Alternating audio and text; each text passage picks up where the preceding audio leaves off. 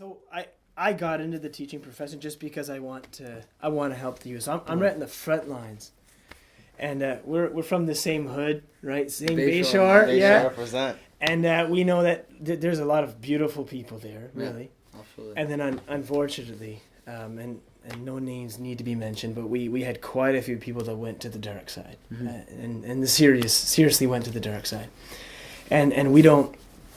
As a teacher, I'm looking at the students in my class, and it's class after class, and I want to do everything I possibly can to prevent that, because it's not just something I read about, I saw them, and you did too, and you know what I'm talking about, right? And I'm realizing, though, that I'm old, and as a teacher, they don't want to listen to me. Yeah. I'm on the other side of the fence, right? Yeah. And so, but I see you guys as being somebody that can communicate, the same thing that we want to communicate to them. How? What? I guess the more narrowed question would be, how can we reach the youth? Mm-hmm. Okay?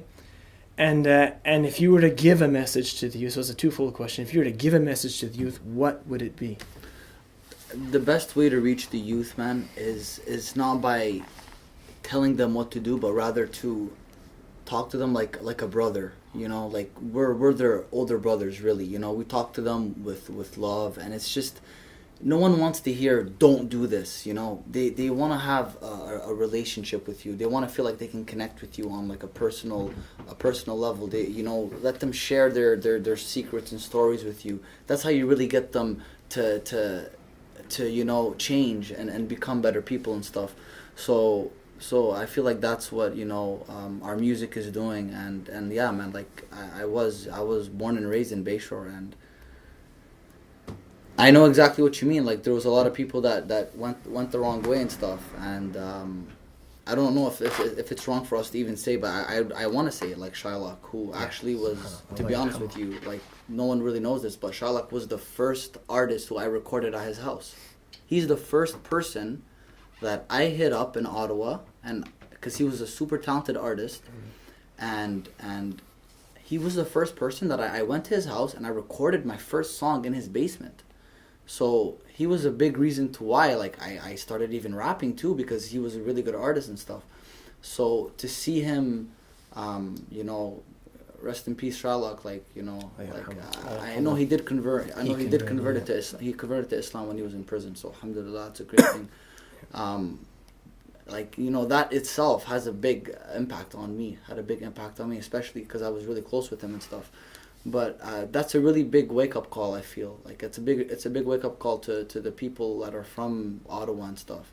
To see an artist who was striving in his career, so talented, to just go like that. It's a wake up call. Like, embrace your deen, man. Don't get caught up in the wrong. Don't get caught up in the wrong stuff. Because the ending is always gonna be bad. Whatever you get affiliated with, whatever the bad stuff, it's a bad ending always. So get out of there, and that's what we're doing with the youth. We're getting them out of there, man. Come to us. Don't go that side, man. I know it looks nice from the outside. It looks, the money, the cars, the girls, the drugs, whatever it is. It looks good. The lifestyle looks, but it's not. It's at the end. It's gonna take you down the wrong way. So we're showing them that and stuff, and. I'm not gonna say that I was perfect back then. When None I was, of us were.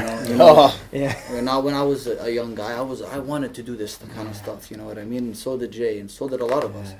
But we come to our senses and we come to our realization that, man, like life is short. We're all gonna die one day, and we got to do something good for the world. We got to be good people and just give as much as we can. Give more than we can take. So that's what it is, man. That's once the youth get an understanding of life and what it is, and man, it can go like this. When you contemplate death and you know that you can die at any moment, and you don't know when you never know when you're gonna die. That's when you feel like you got to make a change. You just got to change yourself and do good things in the world. So that's what we're trying to convey and stuff. So. Yeah, and just being as real as possible, like with the youth. Like if you want to reach out, be real with them, have a conversation with them. Like you don't understand just asking a young girl, for example, how do you feel inside? Like are you okay? Just asking someone, are you okay? I promise you, like, if you just let a young youth express themselves, some like tears will come out of their eyes because they want someone like an older figure just to help them out and feel like, you know, they're there for them. You know, that the youth don't feel like there's that figure, that the sheikh or that person, that student knowledge, they're not there for them. That's why they're falling astray. And there's honestly so much we can do. We're just making music and you know, you turn up and you have a good time, you get inspired. But at the end of the day, like, we need the imams, the scholars, the students and all to teach these kids how to pray properly, recite the Quran, learning Arabic. Like, I learn Arabic, like I study like every single day, right? And and it's been helping me with my deen. And like, I show it on my Snapchat, and the kids are like, wow, like, I'm actually inspired. I want to learn. I actually want to learn Arabic. Okay, cool. Like, get on with it. But who's going to do that for them? You know, like, the people who have knowledge, the older folks, they really need to understand what the youth are going through. Like, depression is real. Like, depression is not because, oh, Akhi, you're depressed because you're not praying your Fajr in the morning. No, depression is a mental thing. It's mental illness. Let's talk about these things. You know, let's talk about the fact that, you know, my daughter likes a guy. Let's talk about the fact my son likes a girl. Let's talk about it. Let's help you get married. Let's help. Because if I'm gonna delay my son or daughter's marriage, they're gonna end up doing zina, man. It's just 2017. You can't avoid it. So that's the thing. Like, we just gotta be more real. You know, and we're being as real as we can with our fans. You know, so we feel like, to answer your question, like, to connect with the youth, it's just about being real. No barriers. Sometimes you gotta unlock the barriers and just have that conversation. It's all, I think, conversation. Like, if you invited, like, for example, like 20 youth to this place right now, and it was like a Q&A, like, make it a conversation. You know what I mean? Let them express themselves. What are their problems? What are they going through? What don't you like about Islam? Why, you know what I mean? Like, stuff like that. Just be candid, basically. Yeah. And I think youth have a really good, like, they can pick up fakeness really, really well. Yes. Like, if you're trying to put on a veneer of, like, you know, like, I think, yeah, like you said, being real. And even, like, for example, like the Jahiliyyah side of things, like these rappers and these things, like, the reason why it's so attractive to them is because they're being real about it. They're showing they're living out. I'm going to the club every night. I'm smoking that weed. I'm drinking that alcohol. I'm showing it to you. So it looks attractive. But with Muslims, we're not, like, showing how fun the deen is. Let's actually, like, be real. Let's show it. Let's tell the kids the fact that the Sahabas, the Prophet's companions, like, they wrestled in the masjid. Like, if you wrestle in the mosque today, they're like, oh, get out of here. Like, Tarawih, like, the kids are praying Tarawih. The kids can't. You know, and the old folks, and during Tarawih, they're telling the kids to shut up and be quiet. Like, come on, let kids be kids. You know, so yeah, there's a lot of things that need to be spoken about, right? You just mentioned you want to make your music clean from the very obviously bad things like drug references and clubbing and all those things. But the last thing I wanted to address is swearing. Because I've noticed swearing has become very, very normalized these days. Yeah. So much so that a lot of Muslim influencers on social media are swearing.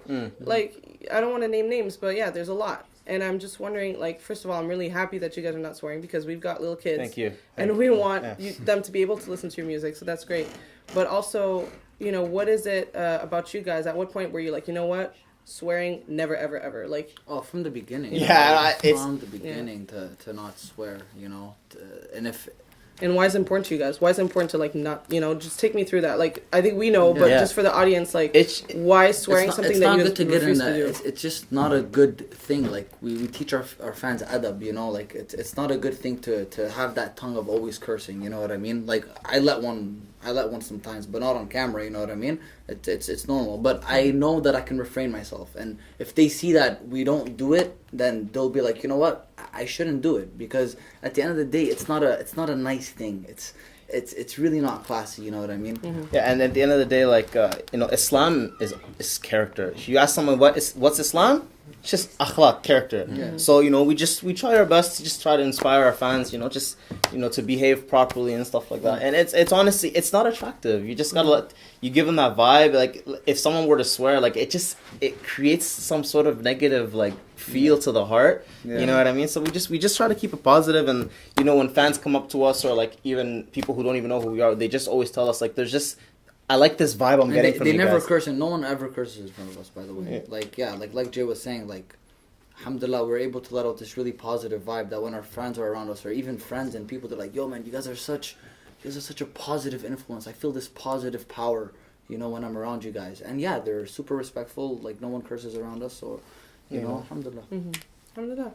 And just as a quick outro, can I ask you guys what is in the works? Like, what's in the future? What's in the cards for Deen Squad? New music, and we talked about it earlier. Like, we're really like embracing our culture through our music now. Like, there's the West African, and then there's the Lebanese, and there's the Middle Eastern African sound that we're putting together. And then the next music is gonna be really out of this world. We're just excited for it, man.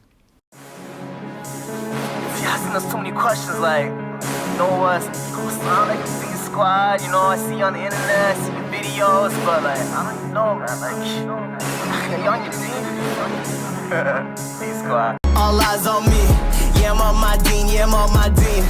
Flow so clean, yeah, I'm on my Deen, hey, okay, Z, are you on your Deen? Yeah, I'm on my Deen, and you, J Deen, are you on your Deen? Yeah, I'm on my Deen, I be on my Deen, I be on my Deen.